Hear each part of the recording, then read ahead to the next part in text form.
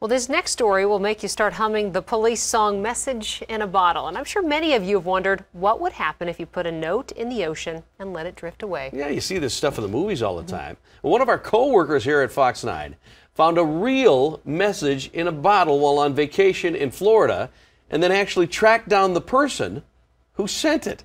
Maury Glover's here with the story on this one. Maury, it sounds like we haven't heard the end of this tale, huh?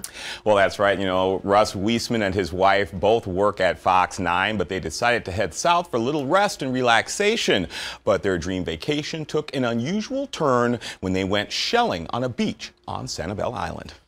I've still got sand in my shoes. When Russ and Rebecca Wiesman went to Florida, they were looking for 4 days of fun in the sun. But they ended up finding a reminder of a time gone by, washed up on the shores of Sanibel Island. My wife and I were floored by it. We spent the whole weekend just kind of in awe. While walking on one of the beaches searching for seashells, something on the edge of the waves caught Russ's eye.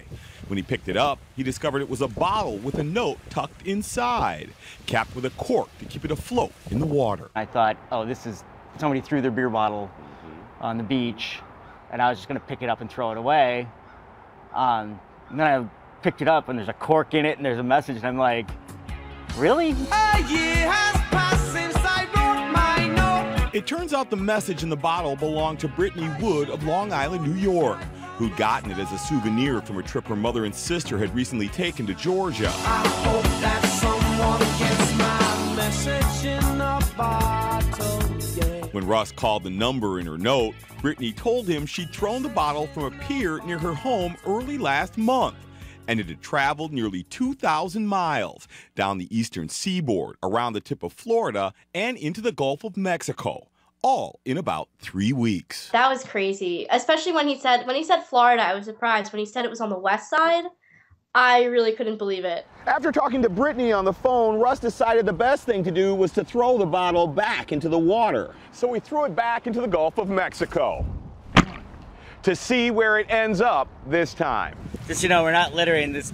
I found a message in a bottle on the beach. Now that Brittany's bottle is back in the water, both she and Russ are anxious to see where it'll end up. Message in a bottle. Russ gave up his most valuable souvenir, but it helped make some memories that will last a lifetime. We need to buy a lottery ticket because this is just, you know, who gets this lot?